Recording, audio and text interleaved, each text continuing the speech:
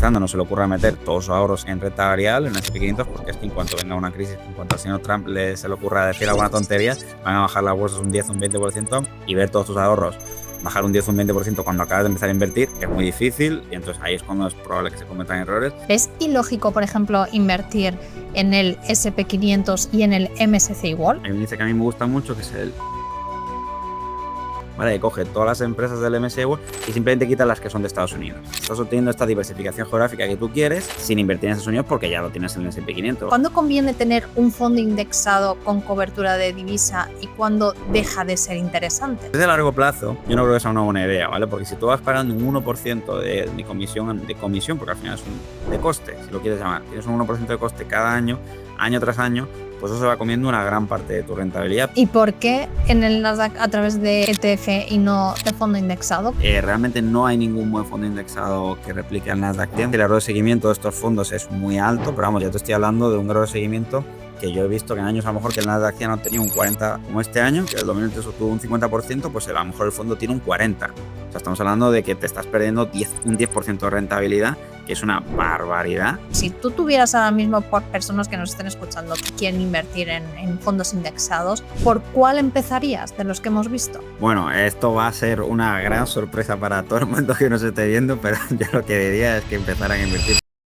¿Cuál es el mejor fondo de inversión para indexarse a Estados Unidos o al mundo? ¿Y qué pasa cuando los mercados tiemblan? Bienvenidos a un nuevo episodio de Rompiendo el Mercado. Ahora con toda la guerra de aranceles entre Trump y China, ¿es buena idea invertir en el S&P 500 a través de la gestión pasiva? Y entre todos los que hay, ¿cuál elijo? Es la pregunta del millón. Pues vamos a descubrir cómo puedes maximizar esa rentabilidad de fondos indexados y ETFs, qué hacer en el contexto actual y cuáles son los preferidos también de nuestro invitado en Estados Unidos, en el mundo y mucho más. Tenemos aquí conmigo en Rompiendo el Mercado a Gonzalo, más conocido como Invertir es Vivir en Redes. ¿Qué tal, Gonzalo? Encantada de nuevo de tenerte aquí en Rompiendo el Mercado.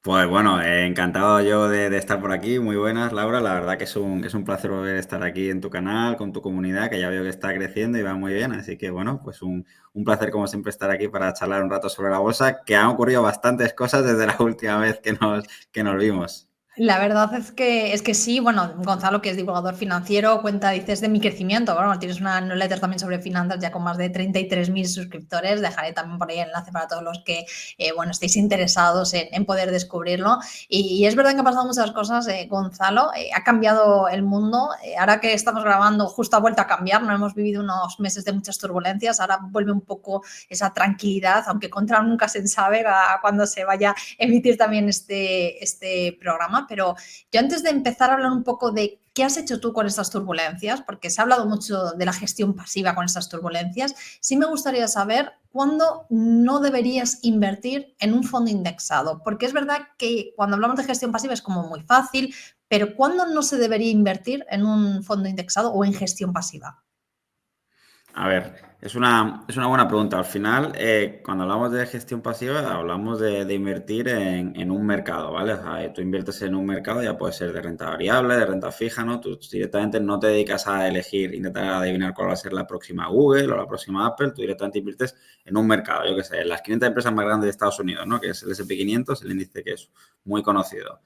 Entonces, pues ¿cuándo no conviene invertir en fondos indexados? Pues al final, yo creo que depende de qué tipo de fondos indexados estamos hablando, ¿vale? Si nos referimos a renta variable, ¿vale?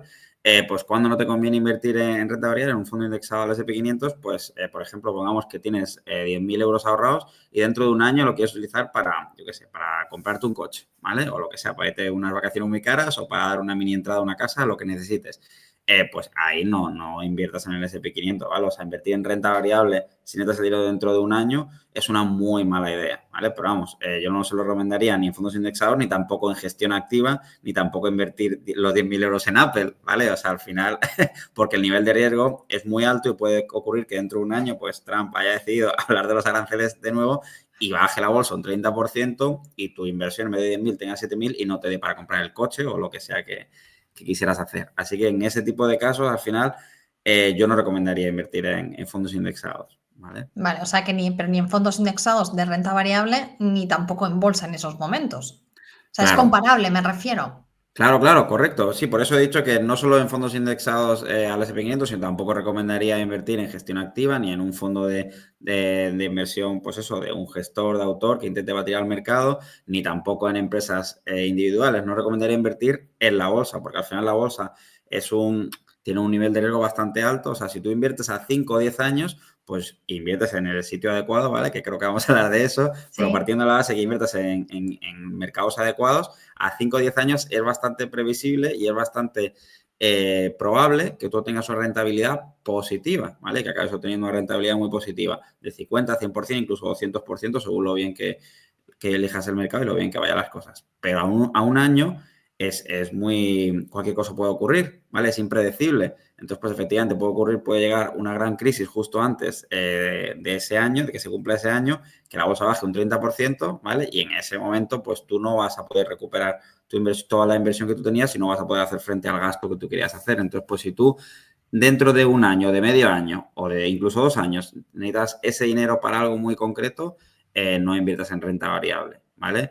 Pero al final es lo que te digo, estamos hablando de renta variable, no solo de fondos indexados.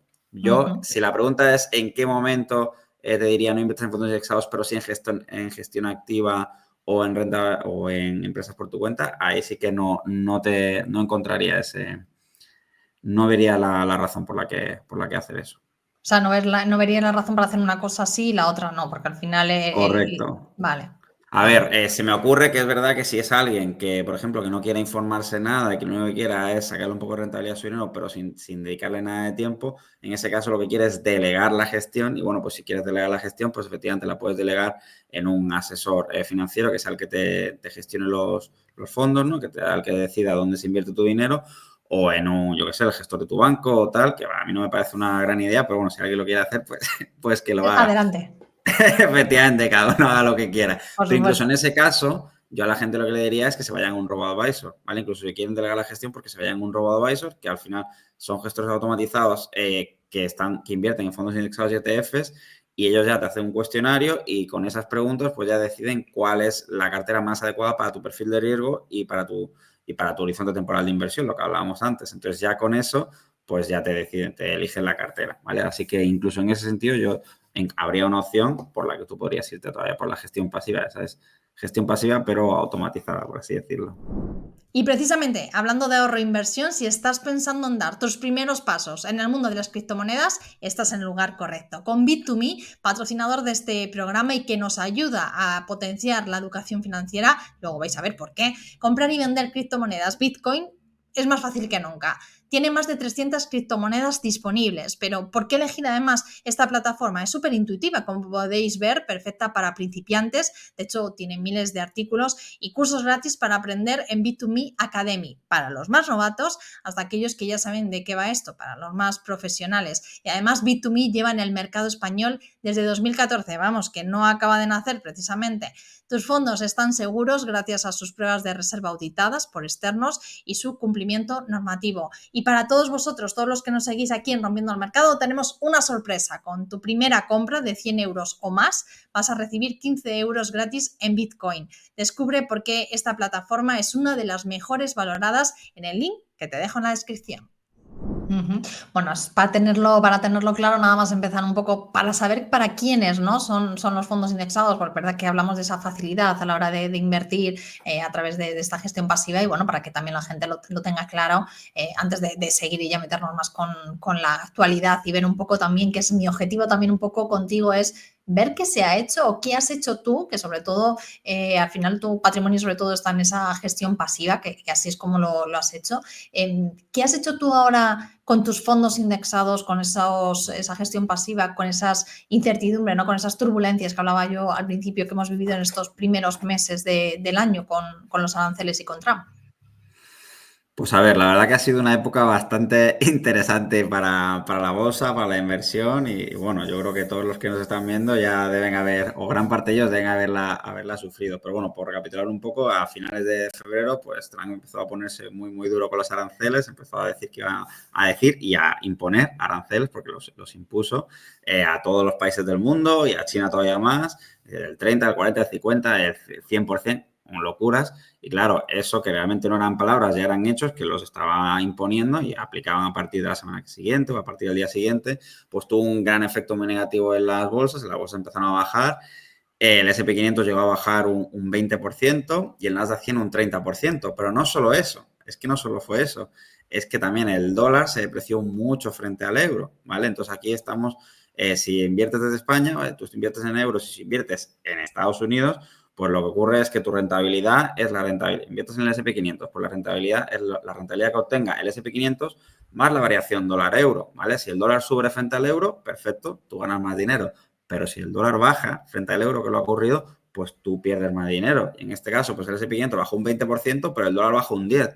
Entonces, en realidad, tu cartera bajó casi un 30%, ¿vale? Y si inviertes en Nasdaq, como es mi caso, pues casi un 40% desde máximo. O sea, que estamos hablando de bajadas bastante, 30-40%, bajadas bastante importantes. ¿Qué es lo que he hecho yo? Pues a ver, al final, yo, pues bueno, no sé si ya decir que tengo la suerte o no, no sé si es suerte, pero yo creo que sí, que ya he pasado por bastantes crisis de estas, ¿vale? Yo ya, pues, no sé, son 8 años invirtiendo, ya he pasado por el COVID, que también hubo mucha volatilidad, he hecho más que ahora, también por la bajada del 2022 con los tipos de interés y la inflación, y al final, cuanto vas pasando por más crisis, ya te vas acostumbrando, ¿vale? Ya sabes que, bueno, que al final, pues sí, vienen estas épocas de incertidumbre, la bolsa baja mucho, pues no sabes lo que va a ocurrir, hay muchas noticias negativas, todo parece que el mundo se va a ir, pues, al garete, pero al final normalmente no suele ser así. Al final suele haber un motivo por el que está ocurriendo todo eso y cuando ese motivo se resuelve, pues los mercados vuelven a subir. Y afortunadamente es lo que ha ocurrido, lo que parece que está ocurriendo, ¿vale? Parece que la crisis de los aranceles está más o menos solventando. Entonces, pues teniendo eso en cuenta, yo lo que hice fue, para empezar, no vender, porque desde luego que vender en una bajada para mí es de los peores errores que puedes cometer en la inversión, ¿vale? Porque decir, oh, es que está bajando mucho, no quiero perder más dinero, no vendo, que es una actitud muy normal y muy humana, es un instinto de, para no perder más dinero, vendo y así al menos, pues si he perdido un 20%, perdí un 20%, o si he perdido un 30%, un 30%. El problema está en que si tú vendes justo cuando está bajando, luego cuando empiece la recuperación y suba un 20, un 30, que ya ha subido y ya se ha recuperado bastante, luego hablaremos de eso, pues te vas a perder la recuperación y al final pues vas a acabar perdiendo dinero. Entonces, lo de vender en una bajada, a no ser que necesites el dinero ya, yo nunca lo haría, ¿vale? Y no recomiendo a nadie hacerlo. Y después, pues otra de las cosas que sí que se pueden hacer es, en lugar de vender, comprar, ¿vale? O sea, es que en este tipo de crisis, yo sé que a veces es difícil cuando estás empezando, pero es que lo que en realidad es una gran oportunidad, porque es que estamos hablando de que el Nasdaq 100, que son las 100 empresas no financieras más grandes del mercado Nasdaq, son muchas empresas tecnológicas, ¿vale? Que sí, Tesla, Nvidia, Google, Microsoft, bajó un 40% desde máximos en euros, ¿vale? 30% más el 10% del dólar, más o menos un 40%, un pelín menos, pero bueno, más o menos para entendernos un 40%. Por un 40% tienes que pensar que estás comprando un 40% más barato, ¿vale? Comprar un 40% más barato ya realmente es mucho, ¿vale? Entonces, pues si tú dices, vale, pues yo es que cuando el Nasdaq estaba en 22.000 pensaba que era una gran idea invertir, claro, porque no para de subir, ahora que está en 16.000 es una mala idea invertir, no, hombre, no. Pues si tú realmente lo que piensas es que estás invirtiendo en Google, en Meta, en Microsoft, en todas estas empresas y que estás invirtiendo a 5, a 10, a 20 años, joder, pues es mucho mejor comprarlas con un 30 o un 35% de descuento, ¿no? Que comprarlas cuando están al valor máximo. Entonces, yo sé que es difícil y es como contraintuitivo comprar cuando está bajando, porque además compras y al día siguiente eso vuelve a bajar y pierdes dinero, eso es así. O sea, son compras muy sacrificadas desde el punto de vista en el que tú compras y eso sigue bajando y tú según metes dinero, eso cada vez vale menos. Y eso no le gusta a nadie. Pero a largo plazo son las mejores compras. O sea, por ejemplo, yo todo el dinero que he metido en esta crisis ya está bastante en positivo. Es que, por ejemplo, el Nasdaq 100 ha subido, creo que lo miré esta mañana, pues un 28%. Desde el mínimo ya ha subido un 28%. Joder, pues todo el dinero que has ido metiendo, ahora lo más normal es que esté en positivo y hayas tenido una buena ganancia. Pero claro, eso solo lo ves ahora, cuando ya se ha recuperado. Por eso lo que tienes que hacer es ir invirtiendo cuando está bajando. Yo sé que es difícil, pero vamos, es de las mejores cosas que yo creo que se pueden hacer. Vale, vender no, pero cambiar, porque claro, hay muchas personas que con esta crisis, por ejemplo, que acabamos de vivir con los aranceles, que bueno, acabamos de vivir y que no sabemos si la semana que viene en 2 días también, porque contra nunca se sabe, pero bueno, mucha gente se estaba replanteando, por ejemplo, apostar por Europa en vez de por Estados Unidos. vender no, pero hacer ese rebalanceo de quitar a lo mejor peso en esta ocasión porque ha sido Estados Unidos y apostar más por Europa, o no, mejor tú crees que es aprovechar aquello que esté más barato, un poco por lo que tú estás diciendo, en ese momento de las caídas. A ver, al final depende un poco de lo que quieras hacer, ¿vale? Es verdad que, bueno, que tú puedes pensar, bueno, Estados Unidos va a verse mucho más afectado por estos los aranceles que las empresas europeas, así que puedo rotar un poco mi cartera a Europa, pero también es verdad que, bueno, que al final gran parte del comercio o una buena parte del comercio de las empresas europeas es con Estados Unidos, entonces las exportaciones muchas van allí. Si se subían tanto los aranceles, estas empresas iban a reducir muchos sus beneficios, por lo que también iban a impactar a esas empresas y de hecho por eso las bolsas bajaron en Europa, bajaron menos que en Estados Unidos, si no me equivoco, pero también bajaron bastante. Entonces, yo lo que sí creo es que hacer grandes movimientos en esos entornos, cuando hay una gran crisis, a mí no me parece una buena idea. Y te voy a decir por qué. Porque al final son días de gran volatilidad, ¿vale? O sea, son días en los que de repente un día te sube un 5%, otro día te baja un 6%, otro día te baja un 3%. O sea, estamos viendo grande volatilidad. Y, por ejemplo, si tú haces un traspaso de fondos, ¿vale? Que los fondos indexados, una de sus grandes ventajas es que si tú traspasas de un fondo a otro, del fondo A al fondo B, pues no pagas impuestos sobre las ganancias hasta que no acabes vendiendo el fondo B o luego lo traspasas al C, al fin. Hasta que no rescates ese dinero y no lo vendas el fondo, no vas a tener que pagar impuestos. Un traspaso de fondos no es algo inmediato, ¿vale? Tú das la orden y tardan como 2 días en vender el fondo A y otros 2 días en comprar el fondo B. Entonces, al final son como 3 o 4 días que tú estás fuera del mercado. Si en esos 3 o 4 días de repente el mercado sube un 7, un 10% porque empieza la recuperación, tú te lo vas a perder, ¿vale? Y estamos hablando de días en los que efectivamente 3 o 4 días el mercado puede subir un 10%. Si baja más, vas a haber ganado con ese movimiento, pero que son casos que es un poco complicado y a mí no me gusta hacer grandes movimientos durante épocas de alta volatilidad. Y además lo digo porque a mí me ha ocurrido, no en concreto en esta crisis, pero sí que yo hice un traspaso de un fondo a otro con una cantidad de dinero bastante importante hace ya unos años y yo era consciente de que en estos días que iba a estar fuera, pues el mercado podía subir y tal, pero claro, no había otra opción y al final estuve intentando buscar un momento de baja volatilidad y cuando vi que se están moviendo un poco los mercados dije, venga, lance la orden. Y justo por los siguientes 3 días los mercados subieron un 4%, ¿sabes? Ya está. Entonces, pues al final acabé perdiendo bastante dinero porque era un traspaso bastante importante y ya desde ese momento dije, joder, es que esto de los movimientos, y eso que fue un momento que no había mucha volatilidad. Entonces, yo en estos casos, yo no optaría por hacer cambios. De todas formas, si lo quieres hacer, pues bueno, Europa puede ser podría haber sido un buen refugio porque efectivamente iba a ser menos impactado por esta crisis, pero yo creo que al final, a largo plazo, la bolsa europea yo no creo que vaya a subir tanto como la estadounidense. De hecho, eso no es lo que ha ocurrido en los últimos 20, 50, 10 años. Porque las empresas europeas no son capaces de aumentar sus beneficios tan rápido como lo hacen las empresas de Estados Unidos. Ya podríamos entrar en las razones de regulaciones y tal, pero bueno, eso ya creo que daría para un podcast entero. Pero el asunto está en que como yo no creo que las empresas europeas vayan a aumentar tan rápido sus beneficios, no creo que sea una gran idea invertir una gran parte de tu cartera en ello. En el caso de que los inversores hayan visto que la volatilidad que han subido en sus carteras es demasiado alta y que no se han sentido cómodos, lo que sí que diría, más que invertir en Europa, sería pues a lo mejor meter un poco de oro en la cartera y meter un poco de renta fija a corto plazo, un poco de fondos monetarios, que podemos hablar de ello. Estos dos elementos no están descorrelacionados con la renta variable y ayudan a reducir mucho la volatilidad de una cartera, ¿vale? Entonces eso es lo que yo sí que le diría a la gente que se haya sentido incómoda cuando haya visto su cartera caer un 20 o un 30% durante esta crisis, que esperemos que se haya acabado. Esperemos, esperemos. Ahora te preguntaré un poco, ya que me la has lanzado por eso de la renta fija también y de oro, ¿cómo lo ves tú también? Si es a través de fondos indexados o a través de gestión activa o comprar directamente. Ahora quiero preguntarte, pero no quiero olvidarme hablar de la moneda, del dólar, que tú también lo has dicho, ¿no? Cómo, no sé, hemos visto cómo nos ha perjudicado esa depreciación del dólar. ¿Cuándo conviene tener un fondo indexado con cobertura de divisa y cuándo deja de ser interesante? A ver, esa es una pregunta muy buena. La verdad que es una pregunta muy buena. Los fondos de cobertura de divisa, para los que la gente no sabe lo que son, pues básicamente antes hemos dicho que cuando tú inviertes en el S&P 500 desde España, pues tú obtienes la rentabilidad del S&P 500 más la variación del dólar euro. Si el dólar sube, perfecto, muy contento, y si el dólar baja, pues muy, muy triste porque pierdes dinero. Con los fondos de cobertura de divisa, pues lo que hacen es eliminar ese riesgo de la variación dólar-euro y tú pues simplemente inviertes desde España en euros en el S&P 500 y obtienes la rentabilidad del S&P 500. Eso es algo así como magia. Pero el problema está en que para eliminar, vamos, lo intentan, no lo garantizan, pero básicamente más o menos lo eliminan casi por completo. Pero el problema está en que para eliminar ese riesgo de divisa, pues incurren en algunos costes, ¿vale? En algunos costes porque están ahí haciendo ciertas operaciones con las divisas y esos costes, pues hubo un estudio, al final depende de cada periodo de tiempo y de cada año, pero hubo un estudio que analizó los fondos de cobertura de divisa y vio que el coste medio anual era cercano al 1%, ¿vale?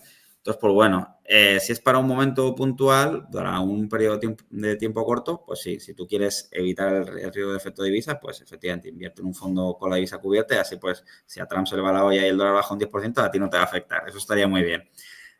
Más me gustaría a mí haber tenido mis fondos cubiertos por la divisa en los últimos 3 meses. Pero si es a largo plazo, yo no creo que sea una buena idea, ¿vale? Porque si tú vas pagando un 1% de comisión, porque al final es de coste, si lo quieres llamar, tienes un 1% de coste cada año, año tras año, pues eso se va comiendo una gran parte de tu rentabilidad. Piensa que el S&P 500 ha obtenido como un 10% de rentabilidad anualizada en los últimos 100 años. Un 1% ya es un 10% de esa rentabilidad, ¿vale? Ya es una parte importante. Entonces, yo creo que si inviertes a largo plazo, invertir en fondos o ETFs con la divisa cubierta, a mí no me parece una buena idea por el gran coste que representaría, pero a corto plazo sí que puede representar una idea. Pero de todas formas, de nuevo, tienes que saber cuándo, o sea, aquí la idea es, ahora es muy fácil decir, tenemos que haber invertido en un fondo con la divisa cubierta porque el dólar ha bajado un 10%, pero hace 3 meses nadie sabía que eso iba a ocurrir, ¿vale? Entonces, hace 3 meses, si alguien me viene y me dice, oye, invierto en un fondo de divisa cubierta que Trump la valía con los aranceles, yo le diría, pero ¿tú qué dices, tal? ¿Tú ves el futuro? Entonces, al final, nadie, ahora parece muy obvio que había que haberlo hecho, pero hace 3 meses nadie lo sabía. Entonces, pues, yo creo que viene bien si tú quieres reducir el riesgo de tu inversión.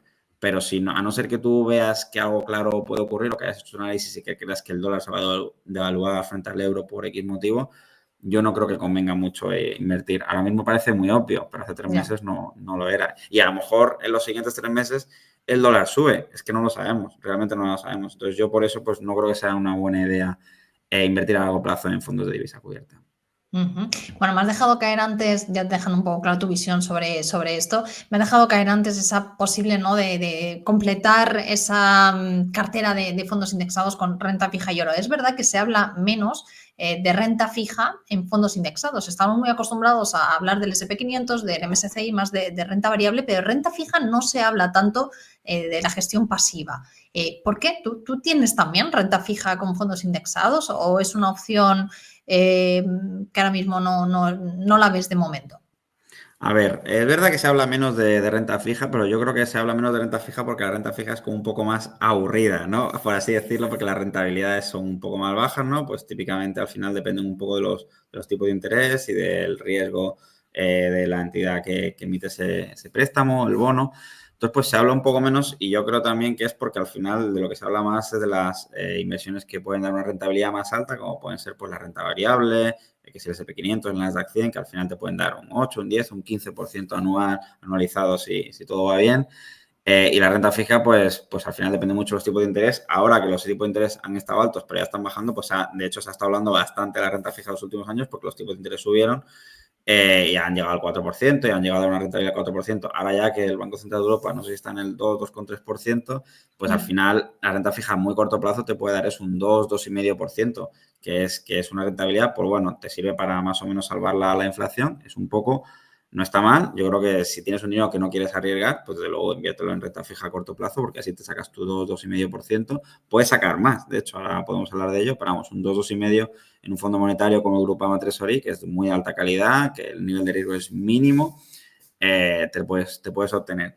Y yo, pues también creo que al final se habla poco de la renta fija porque nos centramos siempre en activos con más rentabilidad. Yo, por ejemplo, pues considero que la renta fija es muy útil para reducir la volatilidad de tu cartera. Un inversor que ahora con esta crisis haya dicho, yo esto de que mi cartera baje un 30% no me gusta, no quiero tenerlo todo en renta variable, ¿vale? Pues en vez de tener un 100% en renta variable, todo en el S&P 500, pues pon un 50% en renta variable, pon un 20% en fondos monetarios en renta fija a corto plazo y pon un 30% en oro. Y ya verás cómo en la próxima crisis que venga, pues tu cartera no baja un 30, a lo mejor baja un 10 o un 15, habrá que verlo, pero va a bajar mucho menos. Entonces, a lo mejor ya que si tú tienes 100.000 euros invertidos y pierdes 30.000, te bajas 70.000, no es lo mismo que si tienes 100.000 euros y te baja a 90.000. Es mucho más fácil de sobrellevar.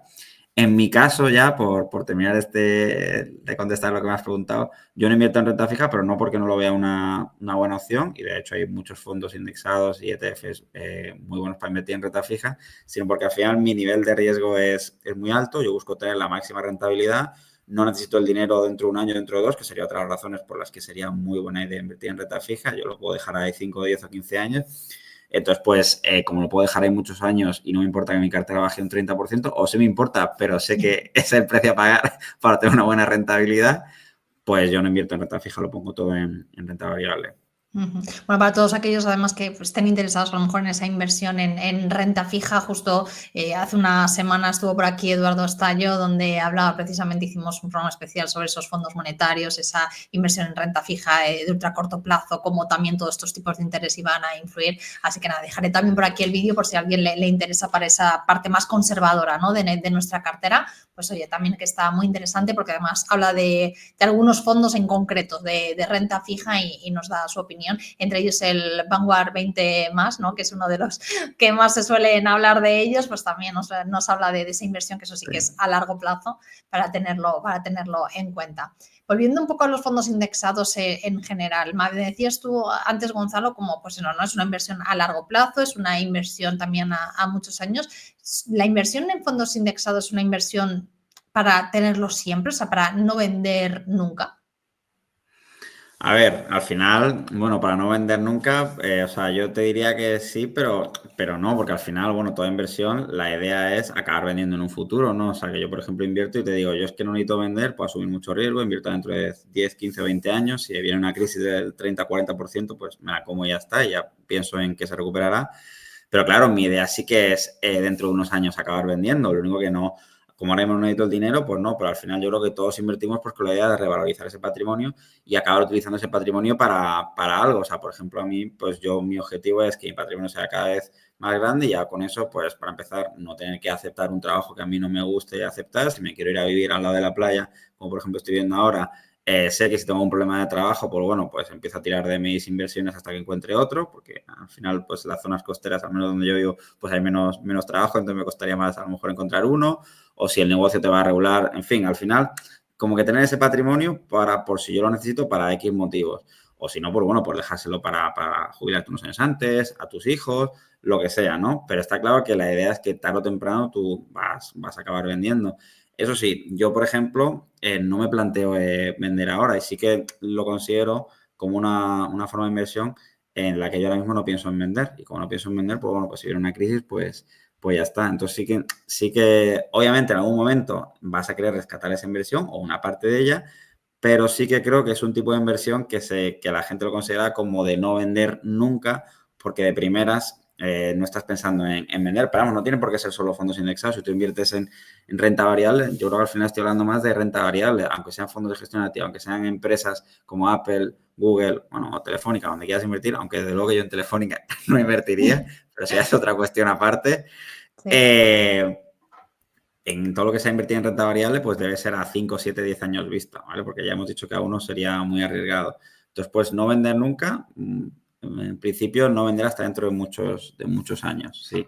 Pero ¿cómo te planteas tú esa desinversión? Porque hay mucha gente que cuando invierte en fondos de inversión, fondos indexados, es como esa fiscalidad es verdad que ayuda cuando quieres hacer esos cambios, pero claro, en algún momento, claro, la gente dice, bueno, y cuando ya me toque el momento de poder coger o no sé si venderlos tal cual, o sea, no sé si tú te planteas de alguna Sí. forma o te has planteado cómo llegar a hacer esa desinversión, digamos, cuando quieras empezar a vivir ahora mismo de ese patrimonio, ¿no? que Sí. has creado.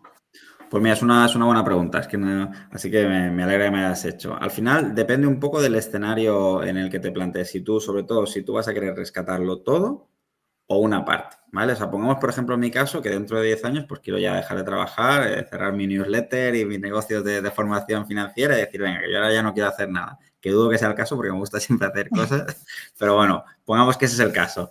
Pues entonces, llegado ese momento, yo no voy a querer rescatar todo mi patrimonio de golpe, ¿vale? Yo lo que voy a rescatar es poco a poco por lo que yo necesite para vivir. Pongamos, yo qué sé, 3.000 euros al mes, 40.000 euros al año, ¿no? Entonces, pues, imaginemos que yo tengo, yo qué sé, medio millón de euros dentro de 10 años. Bueno, 1.000.000, que es una cifra más redonda. Pues al final yo no vendería todo el millón, ¿vale? Yo lo que haría sería, bueno, pues llega 1 de enero, pues yo cojo, vendo los 40.000 euros que creo que voy a necesitar ese año y el resto, los 960.000 euros, los dejo ahí invertidos para que sigan creciendo y siga el patrimonio trabajando, ¿vale? Yo el siguiente año pues cojo y vendo otros 40.000. Entonces, al final, como yo estaría rescatando solo una parte muy pequeña, un 4%, ¿no? Estamos hablando de 40.000 de 1.000.000, 4%, pues no necesitaría hacer un gran cambio en mi patrimonio, ¿vale? Porque al final, incluso aunque hubiera una gran bajada, yo seguiría rescatando esa parte y el resto del patrimonio pues podría revalorizarse y podría volver a recuperarse cuando hubiera la subida, ¿vale? Entonces, pues esa, por ejemplo, puede ser mi idea, ¿vale? Si yo dentro de 10 años o cuando quiera dejar de trabajar,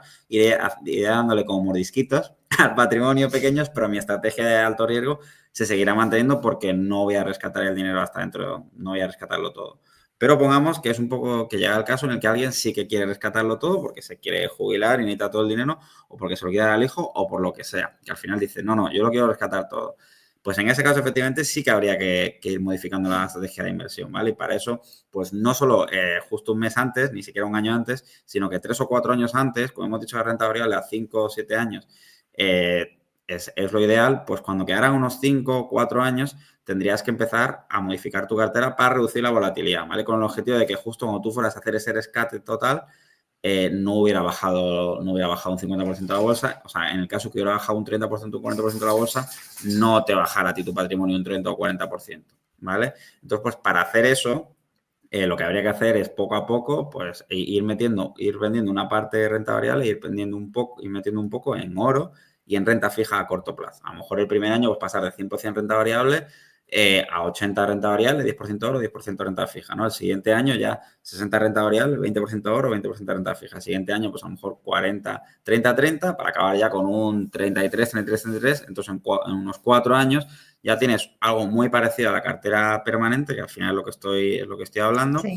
y ya estás reduciendo mucho la volatilidad. Entonces, pues unos 4 añitos, tú ya has cambiado la configuración de tu portfolio, has reducido muchísimo el riesgo y la volatilidad y ya estás en una posición en la que puedes rescatar en cualquier momento sin que aunque haya una gran crisis, tu cartera vaya a bajar mucho. Incluso si lo quisieras reducir todavía más, pues quitas más renta variable todavía y te quedas con un 10% o incluso con cero, lo dejas todo en renta fija a corto plazo, un poco de oro. Al final todo depende de cuánta volatilidad estés dispuesto a asumir a cambio de cuánta rentabilidad quieres obtener, porque todos sabemos que cuanto menos riesgo quieras asumir, pues menos rentabilidad vas a estar obteniendo. Entonces, al final es un balance, pero sí, sobre todo sería reducir mucho el riesgo, la volatilidad, metiendo este oro y renta fija poco a poco para así ir obteniendo una buena rentabilidad mientras que va reduciendo el riesgo. Esa sería la idea. ¿Y no te planteas, por ejemplo, tener fondos, por ejemplo, de distribución en vez de acumulación en algún momento, a través también, aunque sea de la gestión pasiva?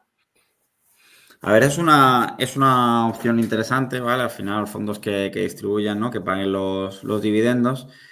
Podría ser, la verdad que podría ser. Lo único que yo hasta ahora pues no he encontrado así tantos índices que paguen una alta rentabilidad por dividendos. De hecho, pues uno bastante conocido, que creo que es el Dividend Aristócrata, madre mía, no me sale la palabra, los aristócratas del dividendo. Sí. Yo he encontrado un ETF que invierte en un mercado muy similar a ese, ¿vale? Pero aún así la rentabilidad por dividendo que te da es como un 2, 2,5%, no es tan alta, ¿vale? Entonces, pues bueno, con un 2, 2,5%, pues sí, efectivamente podría ser interesante, pero ya tendrías que llegar a un patrimonio en el que con ese 2% ya pudieras vivir, o bueno, si no, pues rescatar un 2%, vender un 2% y otro 2% que venga de los dividendos. Así que sí que me puede parecer interesante, pero al final yo lo que sí que he visto es que este tipo de mercados que invierten en empresas que reparten dividendos, pues han obtenido una rentabilidad a largo plazo, han obtenido una rentabilidad inferior a otros índices en los que yo me fijo, como el S&P 500, el MSCI World o el Nasdaq 100 y otros mercados un poco más específicos. Entonces, pues por eso no me gusta tanto invertir en ellos. O sea, como idea de ir recibiendo dinero, periódicamente está muy bien, pero luego como la rentabilidad histórica no es tan buena como otros activos, pues a mí no me llaman tanto la atención. Ujú. Bueno, veremos ahora un poco por esos índices cuáles son los que más te gustan, porque es verdad que muchas veces a mí me preguntan, ¿no? Y me dicen, vale, sí, el S&P 500, pero ¿en cuál? O del Nasdaq, muy bien, pero ¿cuál? ¿En qué me fijo? Entonces ahora vamos a ir también un poco para que nos cuente Gonzalo cómo hace esa selección y cuáles son los que más le gustan de los índices más conocidos, más importantes. Veremos también algunos small caps por ahí. Pero antes de eso, sí que te quiero preguntar, Gonzalo, Si tú tuvieras que empezar ahora de nuevo, aunque ya aquí estuviste rompiendo el mercado, me contaste cómo empezaste con esos fondos de inversión de gestión activa, por qué te pasaste a gestión pasiva, pero si tuvieras que empezar de nuevo ahora mismo, ¿volverías a empezar con gestión pasiva? ¿Volverías a empezar con fondos indexados y ETFs? Bueno, yo no empecé con fondos indexados y ETFs, yo empecé invirtiendo en empresas por mi cuenta, vamos, y de hecho Por allá eso. por el 2019, cuando empecé yo a invertir en bolsa en serio, la gran parte de mi cartera tenía un 80% en empresas elegidas por mí y unos fondos de gestión activa, y los fondos indexados representaban una pequeña parte de mi cartera, un 10-15% no representaban más. O sea que realmente yo no empecé así, yo sí que Claro. empecé con la gestión activa, pero al par de años de ver los resultados que yo tenía y tal, y demás, según había visto los estudios, había visto que era muy poco probable que yo batiera al mercado, como era lo que estaba ocurriendo, que no lo estaba batiendo, dije, mira, yo me indexo y paso de complicaciones y así tengo más tiempo libre y me dedico a hacer otras cosas como crear negocios o, bueno, o pasear con mi perro por la playa, que también me gusta mucho. Entonces, pero si yo tuviera que volver a empezar ahora, desde luego que ya no me iría a la gestión activa, empezaría por la gestión indexada y sí, pues yo qué sé, empezaría por un fondo indexado al S&P 500, que yo creo que sé que hablo mucho de él, pero es que es de las mejores estrategias de inversión que conozco y para empezar me parece muy bien, sobre todo para ir empezando, ir metiéndote un poco en el mundo de la bolsa. Por supuesto, siempre poco a poco, o sea, que a alguien que esté empezando no se le ocurra meter todos sus ahorros en renta variable, en el S&P 500, porque es que en cuanto venga una crisis, en cuanto al señor Trump se le ocurra decir alguna tontería, van a bajar las bolsas un 10 o un 20%, y ver todos tus ahorros bajar un 10 o un 20% cuando acabas de empezar a invertir es muy difícil, y entonces ahí es cuando es probable que se cometan errores. Así que para la gente que está empezando, siempre poco a poco, metiendo un poco de dinero para ir acostumbrándote y ganando experiencia cuando las bolsas suben y bajan. Pero sí, y una vez que ya llevas un poco más de tiempo, pues ya sí que pues me atrevería a irme formando, ir metiendo en algunos mercados un poco más que me gustan más, como un poco más específico, que sea el mercado de la inteligencia artificial, el mercado tecnológico, el mercado de los semiconductores. A lo mejor si tú quieres diversificar en todo el mundo, pues ya te puedes ir a invertir en mercados emergentes, en China. Ya depende un poco del tipo de inversor que seas y de cuánto quieras diversificar tu cartera geográficamente y por activos. Pero sí, eso es lo que haría yo. Ujú. Bueno, venga, vamos a ver algunos de esos fondos, si quieres, Gonzalo, que hemos visto según... vamos a compartir pantalla y vamos a Vale. ver algunos de los fondos, ya estamos viendo, que a ti te parecen más interesantes dentro, por ejemplo, si quieres empezamos por el SP 500, que ya lo veo por ahí. Si Vale. quieres empezamos por alguno del SP 500, que es además de los que más tú sueles nombrar. Sí.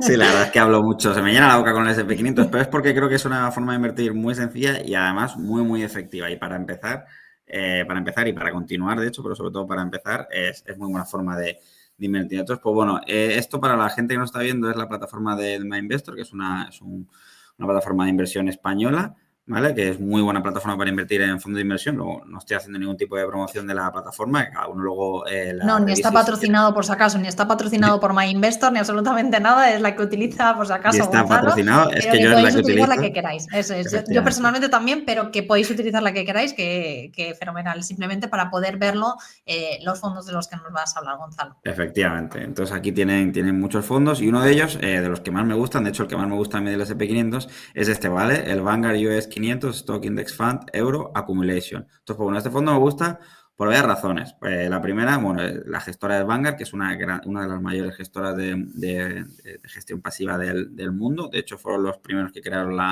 el primer fondo indexado, hace ya creo que fue en 1970, si no me equivoco, hace ya más de 50 años.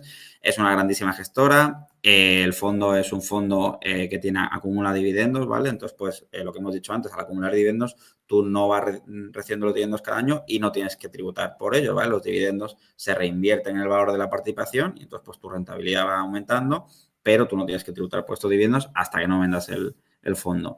Luego también es un fondo de réplica física, ¿vale? Lo cual quiere decir que invierte en todas las empresas que forman el S&P 500, lo cual, bajo mi punto de vista, es un poco mejor la réplica física que la sintética, que no invierte en todas las empresas. Entonces, pues al final, este fondo tiene bastantes características por las que a mí me gusta mucho. Su error de seguimiento es mínimo, o sea, la diferencia entre la rentabilidad del fondo y del índice es prácticamente nula. La única diferencia es la comisión que te cobra, que es una comisión muy, muy pequeñita. De hecho, no aparece en pantalla, pero es un 0,1%, es muy, muy pequeñita la comisión que te cobra, un 0,1% al año.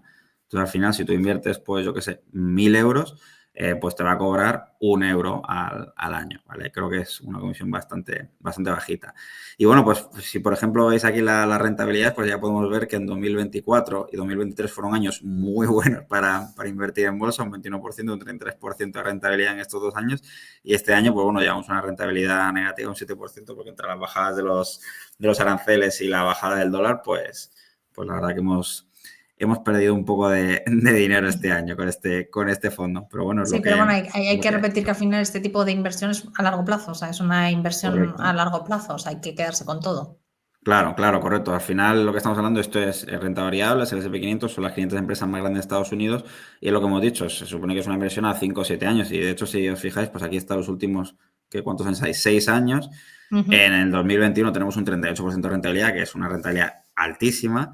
El 2022, pues con las bajadas que hubo con los tipos de interés de la inflación, un 13% de bajada, luego un 21, un 33 y este año un 7. Entonces, pues bueno, tenemos 5 años, 4 años positivos, 3 de ellos con rentabilidades de doble dígito muy buenas y 2 años negativos, tampoco con tanta bajada. Vamos, habría que sacar la rentabilidad anualizada, pero probablemente de un 13, un 14% en estos 5 años, que es un resultado muy, muy bueno. Es un resultado muy, muy bueno. Vale, entonces, por Y, ejemplo, dime, sí. no, termina, Gonzalo, perdona. No, que este es un fondo muy bueno para si tú lo quieres invertir en el mercado de Estados Unidos, pero también pues a lo mejor dices, oye, que yo no, sí que vale, Gonzalo, que yo sé que a ti te gusta mucho Estados Unidos, pero a mí no, a mí no me gusta tanto y yo quiero diversificar un poco, a ver si Europa va a empezar a hacerlo mejor los próximos años, tal, se van a empezar a aprobar regulaciones que vayan a favor de las empresas, lo cual yo lo dudo mucho, pero bueno, vamos a ser optimistas y pensar que de repente nuestros gobernantes van a empezar a hacer cosas que van a fomentar el desarrollo económico, el desarrollo de las empresas. Pues si eso ocurriera y de repente que ocurriera lo contrario en Estados Unidos, que los presidentes empiecen a hacer cosas que vayan en contra del desarrollo económico, como puede ser el caso con Trump, dice, venga, yo quiero diversificar en todo el mundo, no solo en Estados Unidos. Pues mira, un muy buen fondo, ¿vale? Es el MSCI World, que el MSCI World es un índice que invierte los 23 países más grandes los 23 países más grandes, no, en 23 países desarrollados, que uno de ellos es Estados Unidos, que de hecho ocupa, creo que es el 74% del índice, pero también tienes, pues yo que sé, muchos países de Europa, tienes a Canadá, tienes a Australia. Entonces, al final las empresas están ponderadas por capitalización bursátil, las empresas más grandes pesan más, por eso como las empresas más grandes, muchas de ellas están en Estados Unidos, por Estados Unidos pesa tanto, pero este es un índice muy bueno para, si quieres invertir en Estados Unidos, pero también una parte fuera de Estados Unidos, en Europa, eso, en Canadá, en Japón y demás. Para Y bueno, pues diversificar un poco más que es tener solo, porque al final el SP500 es solo Estados Unidos y aquí es una eso forma es. de diversificar un poco más. Eso es, así ya estás diversificando un poco y reduces el riesgo de que si Estados Unidos, pues hay una crisis que afecta mucho a las empresas de Estados Unidos, pero no al resto del mundo tanto, pues entonces aquí te proteges un poco frente a ese posible escenario.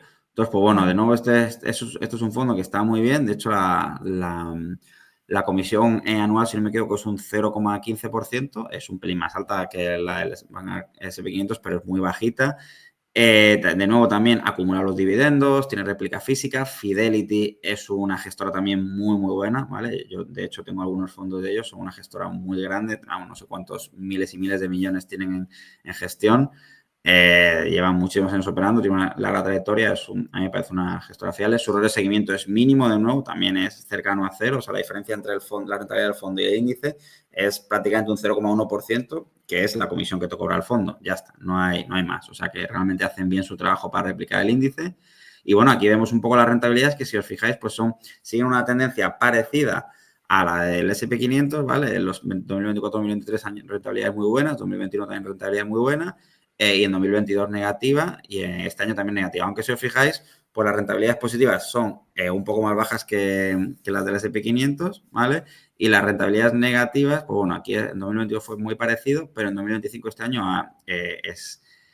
ha bajado bastante menos, ¿vale? Un 3,8, un 6,9, pues bueno, es un 3% menos. Y eso se debe a que, bueno, este año pues Estados Unidos ha bajado más que el resto de países y también que el dólar se ha devaluado mucho. Entonces, pues al final combinas ambos factores y eso te da por qué el MSCI World pues ha bajado menos que el SP500. Pero vamos, estos dos fondos, si quieres invertir, si quieres diversificar un poco, por ejemplo, este fondo estaría muy, muy bien. La verdad que muy bien.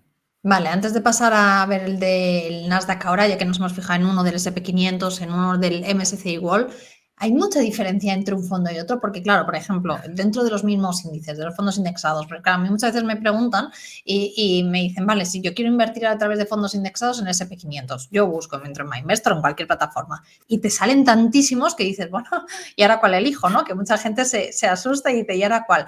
Entre, por ejemplo, los dos que tenemos en pantalla del S&P 500, entre el de Vanguard y el Fidelity, tampoco hay una gran diferencia, ¿no?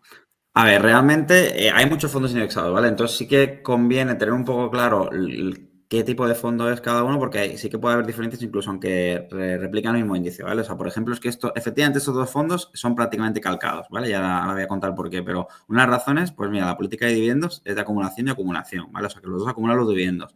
Los dos tienen réplica física, ¿vale? Pues la gran diferencia es que este tiene la gestora Fidelity y este tiene la gestora Vanguard. Pero aparte de eso, son muy parecidos. La comisión de Fidelity, si no me equivoco, es un 0,06% y este es un 0,1%, o sea que este te cobra un 0,04% menos, ¿vale? Pero realmente un 0,04%, joder, estamos hablando ya de números muy bajitos, la diferencia es muy pequeña. Y estos dos fondos, su error de seguimiento es nulo, o sea, replican muy bien al índice. Entonces, pues bueno, todo esto se plasma en que la rentabilidad es año a año, pues mira, 2025 lo mismo, 6,9 menos 6,9. 2024 la diferencia es de 0,1, este tiene 0,1 Sí. más. 2024, de nuevo 0,1 más, este también 0,1 más. Al final, si te fijas, o tiene la misma rentabilidad o el Fidelity tiene un 0,1% más porque al cobrar ese 0,04% menos de comisión, pues en un par de años ya te juntas con un 0,1%, ¿vale? Pero realmente entre estos dos fondos esa es la única Diferencia. diferencia y realmente cualquiera de los dos son excelentes opciones para invertir, ¿vale? Yo he hablado más del Vanguard porque, bueno, aunque tenga una comisión de un 0,04%, pues realmente lo considero un número muy pequeño y yo a esta gestora me gusta, le tengo especial cariño, fue la primera que yo descubrí con los fondos indexados, considero que funciona muy bien y me gusta invertir en sus fondos, pero Fidelity funciona muy bien También muy igualmente. bien. Ahora, si Vale. ya efectivamente nos vamos a otros tipos de fondos, ¿vale? Pues en otros tipos sí que puede haber diferencias, porque los dos son de acumulación, pero puede que uno sea distribución y otro acumulación. Entonces, si no sabes en cuál estás invirtiendo, inviertes en una distribución, te va a ir pagando dividendos cada 3 meses y al final del año, pues te va a tocar pagar impuestos sobre esos dividendos. Luego también puede ser que un fondo tenga réplica sintética, entonces ya el nivel de riesgo aumenta un poco, ¿vale? Y Vale. entonces la réplica sintética no invierte físicamente en todas las empresas, ¿vale? Está simplemente, pues, acuerda con una contraparte que obtener la rentabilidad del índice a cambio de prestarle unos ciertos activos y tal, pero realmente no está invirtiendo físicamente y si ocurriera un gran desastre en los mercados y el mundo financiero, pues a lo mejor podrían no llegar a obtener esa rentabilidad que se espera, aunque bueno, eso realmente es muy poco probable, pero bueno, como escenario está ahí y hay que tenerlo Hay que claro. saberlo. Luego también puede cubrir la divisa, que es lo que hemos hablado antes. Hay unos que cubren la divisa, otros que no. O sea que al final, incluso aunque tú filtres por el mismo índice, puede haber bastantes diferencias y por eso hay tantas opciones. Y luego hay distintas gestoras y luego hay distintas clases, incluso dentro de la misma gestora y del mismo Sí. índice, porque a veces de repente la misma gestora publica dos fondos exactamente iguales, pero con distintas clases. En fin, que al final te puedes encontrar con demasiados índices y yo entiendo que la gente se líe. Por eso, bueno, pues para empezar, cualquiera de estos dos fondos me parece muy bien en el S&P 500, pero si ya lo que quieren es saber las diferencias y tal, pues efectivamente ya tendrán que informarse un poco tal y que formarse e ir aprendiendo pues ese tipo de cosas de la política de acumulación, de distribución de dividendos, el tipo de réplica, el error de seguimiento, las rentabilidades, el tipo de gestora y todo eso. Vale, vale, era como los teníamos en pantalla por ver realmente si había mucha diferencia Sí. entre uno y otro. Vamos a ver el del Nasdaq Secrets, ya que hemos visto uno del SP 500, bueno, dos del SP 500 en esta ocasión, uno del MSCI World y vamos a ver uno del Nasdaq. Vale, pues mira, estoy compartiendo pantalla, me dice si se ve. Sí, sí, se ve, se ve. Vale, pues mira, este es un ETF que a mí me gusta mucho del Nasdaq 100, de hecho es en el que yo empecé a invertir también. Soy un poco sentimental, la verdad. Los primeros en los que invierto me acuerdo y les tengo cariño. Este es un ETF que replica en Nasdaq 100 de la gestora iShares, ¿vale? Que es BlackRock. Es de hecho la mayor gestora de activos del mundo. O sea que no es cualquier cosa. No sé si tiene 10 trillones bajo gestión, trillones de dólares en trillones en trillones de Estados Unidos. En Europa serían billones. Y en este caso, pues mira, el TER, ahora lo que estamos utilizando es la herramienta JustETF, que es una herramienta que me gusta mucho para analizar ETFs y tal. Y este, por ejemplo, pues te dice la comisión anual, que es un 0,3%, es un pelín más alta que las que hemos visto antes, del S&P 500, del MSCI World, pero también es que en el Nasdaq, como hay, lo que ocurre en general en los fondos indexados, bueno, en cualquier producto en esta vida, cuanto más competencia hay, más bajas son las comisiones y cuando menos competencia hay, pues un poco más altas son.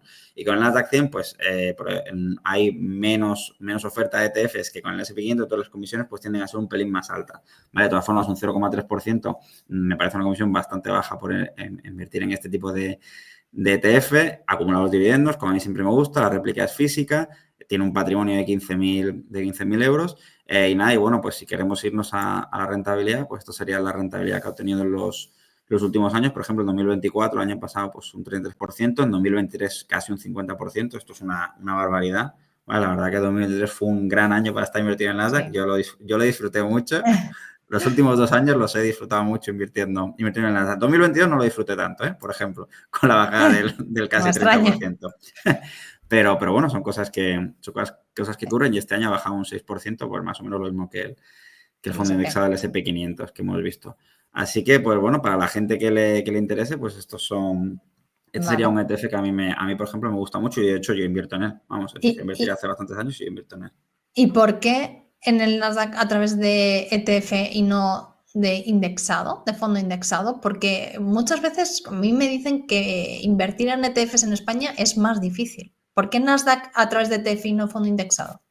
A ver, pues bueno, al final los ETFs y los fondos indexados son muy parecidos, pero tienen algunas diferencias, ¿vale? La mayor diferencia, yo diría que son 2 grandes diferencias. Una de ellas es que los ETFs se pueden comprar y vender en cualquier momento, en cualquier instante, como las acciones, ¿vale? Tú das la orden de compra y se vende y tú recibes el dinero en ese momento y puedes utilizar ese dinero de nuevo para comprar otro activo en ese mismo instante, ¿vale? Tardas un minuto entre vender y comprar, mientras que los fondos indexados o fondos de inversión, y lo que hemos dicho, tardan un par de días en ejecutarse la orden, recibir el dinero y otro par de días en que vuelvas a lanzarlo, al final puede estar 3-4 días fuera del mercado, ¿vale? Esa sería una gran diferencia y la otra es que los fondos indexados, los fondos de inversión tienen la gran ventaja en España de que tú puedes traspasar de un fondo a otro sin tener que tributar por las ganancias que tienes en el primer fondo hasta que no acabes vendiendo, ¿vale? Entonces, pues tienen ese diferimiento fiscal, como se llama.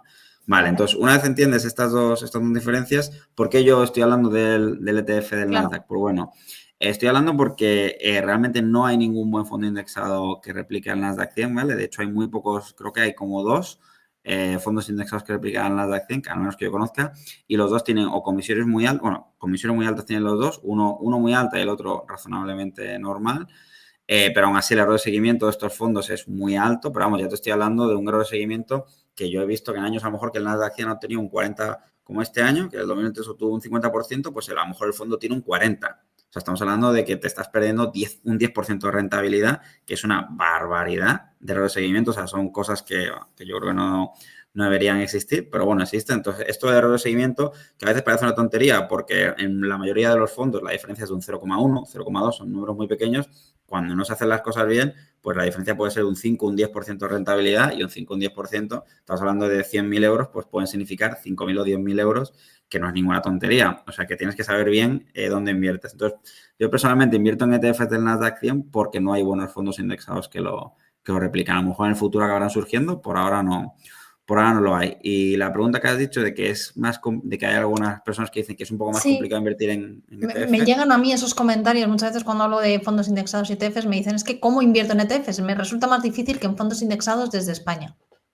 Pues la verdad que, a ver, a lo mejor es un poco por el desconocimiento de la gente y tal, porque se habla mucho de los fondos indexados y no tanto de los ETFs, pero la realidad es que es muy, muy fácil invertir en ETFs. O sea, normalmente las mismas plataformas que te permiten invertir en fondos te permiten invertir en ETFs y si no, pues bueno, pues hay cientos no, pero hay muchos brokers, cientos a lo mejor demasiado, pero hay muchos brokers en España, de hecho varios españoles muy buenos que te permiten invertir en ETFs y simplemente pues tú te registras, que es gratuito registrarte, lanzas tu orden, compras y ya está. O sea, es muy sencillo. Realmente el proceso es tan sencillo como comprar un fondo de inversión, solo que a lo mejor pues por desconocimiento se habla más de fondos indexados y la gente está más familiarizada con los fondos. Pero vamos, es igual de sencillo. Yo de hecho últimamente cada vez invierto más en Just ETFs, no, que estoy viendo aquí el nombre y me lío, en ETFs, porque a mí me gusta mucho la versatilidad esta de que tú lo puedes comprar y vender en el momento, y el problema este que tuve hace unos años de que hice el traspaso y perdí bastante dinero por esos días que estuve fuera del mercado, con los ETFs no te ocurre. Yo vendo y compro y en el mismo momento pues puedo comprar. Es verdad que cuando vendo, si tengo ganancias, pues tengo que pagarle a Hacienda, pero bueno, al final es lo que hay. No hay nada perfecto en esta vida. Eso es así. Vale, nos queda por ver, visto esta diferencia de por qué eliges el Nasdaq en ETF, creo que nos queda ver por uno de small caps o uno de, creo que nos ibas a mostrar también por ver otros que no sean los típicos, ¿Vale? también Gonzalo. Sí, mira, si quieres comparto aquí pantalla, se está viendo, ¿no? Sí, sí, la estamos viendo. Vale, hemos vuelto otra vez a My pestaña de My Investor. Investor, el buscador de fondos de inversión, y aquí, pues bueno, hay uno que me gusta mucho, el Vanguard Global Small Cap, ¿vale? Y este de nuevo, pues bueno, pues al final, para la gente que no entiende, las small caps son empresas de pequeña capitalización, ¿vale? Entonces, pues no, aquí no vas a encontrar ni a Google, ni a Meta, ni a Microsoft, ni a Apple, ni ninguna de estas grandes empresas, ni Coca-Cola, ninguna de estas grandes empresas que tú conoces, esas no están aquí, ¿vale? De hecho, tú te pones a mirar las empresas que salen aquí y no vas a conocer a ninguna o prácticamente ninguna. Son empresas bastante más desconocidas. Pero bueno, el asunto está en que en los últimos años estas empresas de pequeña capitalización lo han hecho un poco peor que las empresas más grandes, que el MSCI World, que el S&P 500. Entonces, pues están un poco infravaloradas y se espera, o se podría esperar que en los siguientes años pues se revierta un poco y la rentabilidad que obtengan sea un poco mejor que las big caps, ¿vale? Que todas estas empresas grandes de las que estamos hablando. Entonces, pues bueno, esto es una de las razones por las que últimamente está hablando bastante de las small caps y en ese caso, pues a mí este fondo me gusta mucho, ¿vale? Acumulación de dividendos, réplica física, la gestora Vanguard, que ya hemos dicho que a mí me gusta mucho. Y bueno, aquí están las rentabilidades que, si os fijáis, pues 2024-2023 ha sido bastante inferiores a las que ha obtenido el S&P 500, que de hecho tenemos aquí otro fondo, el S&P 500, y ya la podéis comparar. En 2024 un 15% y aquí un 32%, o sea que es muy inferior. 2023 un 12%, un 21%, bastante inferior, y es lo que se espera que en los próximos años se revierta, aunque eso no sabe si ocurrirá o no.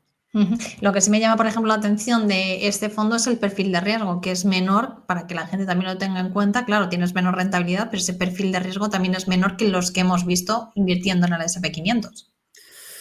Sí, pero a mí es que el perfil ese de riesgo no tengo muy claro cómo, Ah, nunca vale, voy a entender, porque yo sinceramente veo ese perfil, a mí también me llama la atención, pero yo claro. sinceramente no entendería por qué el perfil de riesgo es inferior al del S&P 500. Supone que es porque la volatilidad será un poco más baja, pero yo, comprendiendo las empresas, lo que hay por debajo, que al final son empresas de renta variable, bueno, sí, a lo mejor es que son 4.000 empresas, en este caso creo que son 4.000 empresas, aquí son 500, y a lo mejor teniendo eso en cuenta, que son muchas más empresas, pues estiman que hay un menor riesgo de que el fondo baje un 50%. Pero yo creo que si se dan las condiciones adecuadas de una gran crisis, como una crisis financiera y tal, pues este fondo o este índice podría llegar a bajar también un 50%, al igual que el S&P 500. Entonces, pues sí considero, bajo mi punto de vista, sí considero que el nivel de riesgo es parecido, aunque es verdad que aquí le dan un nivel de riesgo un pelín inferior. No sé si será, desconozco la fórmula, no sé si será por el número de empresas o por qué.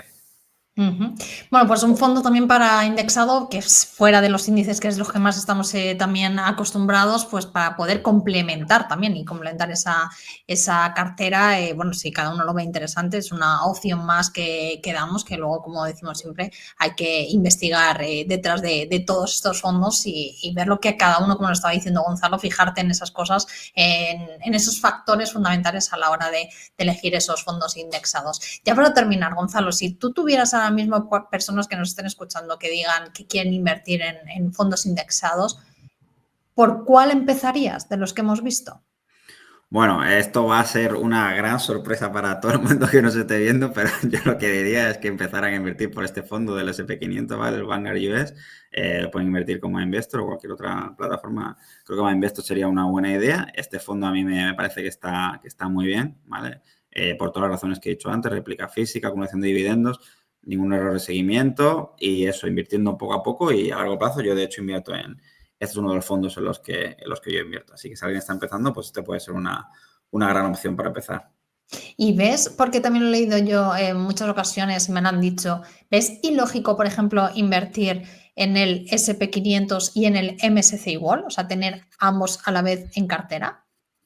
A ver, es verdad que como el MSCI World ya tiene un 74% de Estados Unidos, pues bueno, invertir en los dos no es que sea ilógico, pero sí que al final realmente, pues en realidad, pues si tú inviertes un 50% en el S&P 500 y un 50% en el MSCI World, como el MSCI World ya tiene un 75% de Estados Unidos, en realidad pues tu cartera sería como no sé si 87% creo que sería Estados Unidos, y el resto pues un poco de otros países. Entonces, pues bueno, sí que creo que para empezar, pues puede ser una forma sencilla invertir en MSCI World y en el S&P 500 yo creo que al final, cuando estamos empezando, pues hay que hacer cosas un poco sencillas, pero luego cuando ya vas ganando un poco de conocimientos, pues hay otros índices, ¿vale? Por ejemplo, hay un índice que a mí me gusta mucho, que es el MSCI World ex USA, ¿vale? Que coge todas las empresas del MSCI World y simplemente quita las que son de Estados Unidos, ¿vale? Entonces el MSCI World creo que tiene 1.400 empresas y no sé si 1.100 son de Estados Unidos, pues te quitas esas 1.100 y te quedas con las 300 empresas que son de Europa, de Canadá, de Japón, de Australia, ¿vale? Entonces te quedas con todas esas empresas y al final estás invirtiendo en todos los países, estás obteniendo esta diversificación geográfica que tú quieres